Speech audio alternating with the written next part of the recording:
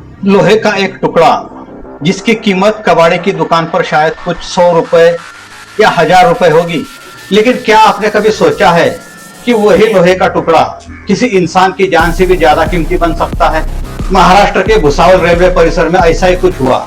Railway scrap चोरी के विवाद ने पहले मंदिर के एक सेवक की जान ले ली और उसके महज 7 दिन के बाद उसी विवाद में एक ईमानदार रेलवे कर्मचारी की भी हत्या कर दी गई। आरोप है कि एक युवक जो रेलवे स्क्रैप चोरी के लिए बार बार उसी इलाके में आता था, उसने आखिरकार उस रेल कर्मचारी को हमेशा के लिए रास्ते से हटा दिया, जो उसकी चोरी में सबसे बड़ी बाधा बन चुका था। आज की ये कहानी सिर्फ एक हत्या की नहीं है, ये कहानी है लालच की, ये कहानी है नशे की, ये कहानी है उस अपराध की जो छोटी चोरी से शुरू होकर खून तक पहुंच जाती है। नमस्कार, मैं हूं ललित खरे और आप देख रहे हैं क्राइम दुनिया। चलिए शुरू करते हैं आज की एक पूरी क्राइम स्टोरी। रेलवे स्क्रैप सुनने में यह शब्द केवल कबाड़ लगता है, लेकिन इसी कबाड़ के पीछे पूरे देश में करोड़ों रुपए का अवैध कारोबार चलता है। रेलवे लाइन से लोहे के पार्ट्स, पुराना स्क्रैप, लोहे की प्लेटें, केबल, नट बोल्ट, जो कुछ भी हाथ लगे उसे चोरी कर कबाड़ी बाजार तक पहुंचा दिया जाता है। पुलिस जांच के अनुसार संदिग्ध आरोपी आकाश गोरखा अक्सर रेलवे परिसर में चोरी के इरादे से आता था। उधर रेलवे के फिल्टर पंप विभाग में कार्यरत प्रसाद कुलकर्णी अपनी ड्यूटी पूरी ईमानदारी से निभाते थे।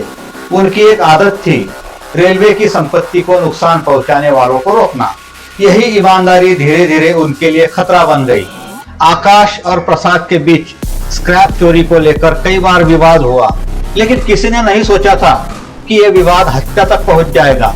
इस पूरी कहानी का सबसे चौंकाने वाला पहलू यह है कि यह पहली हत्या नहीं थी।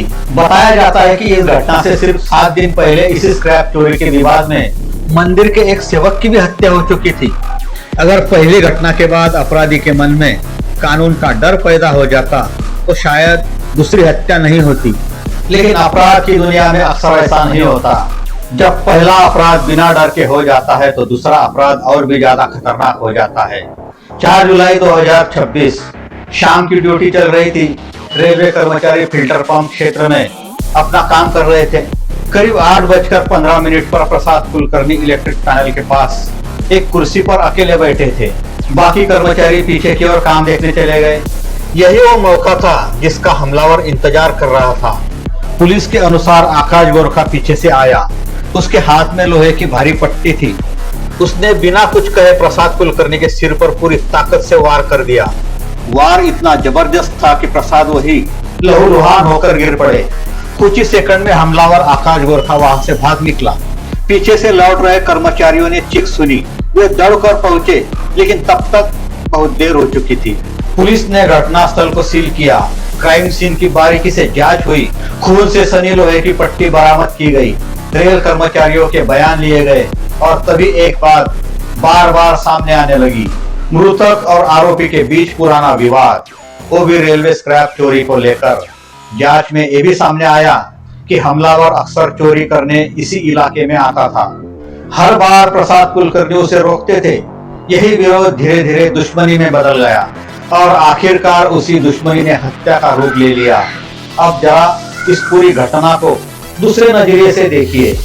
क्या ये सिर्फ एक हत्या है?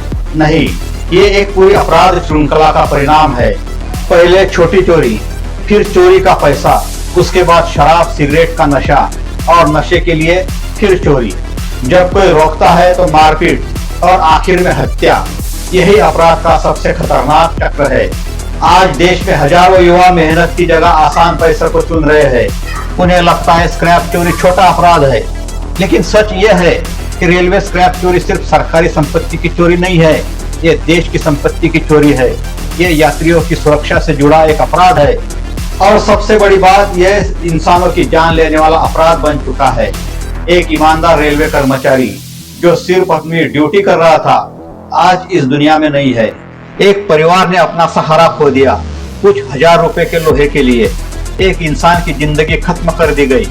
सोचिए, अगर समाज छोटी चोरी को ही गंभीरता से ले, अगर कबाड़ी बाजार अवैध स्क्रैप खरीदना बंद कर दे, अगर युवाओं को मेहनत और ईमानदारी की राह दिखाई जाए, तो शायद ऐसे अपराध कभी जन्म न ले। क्योंकि हर हत्या की शुरुआत हथियार से नहीं होती, उनकी शुरुआत उस पहली चोरी से होती है जिसे समाज अक्सर नजरअंदाज कर देता है। अगर आपको एक क्राइम स्टोरी तथ्यपूर्ण लगी हो तो वीडियो को लाइक करें, चैनल को सब्सक्राइब करें और अपनी राय कमेंट बॉक्स में जरूर लिखें। मैं हूं ललित खरे, फिर मिलते हैं अगले एपिसोड में एक और सच्ची क्राइम स्टोरी के साथ। जय हिंद।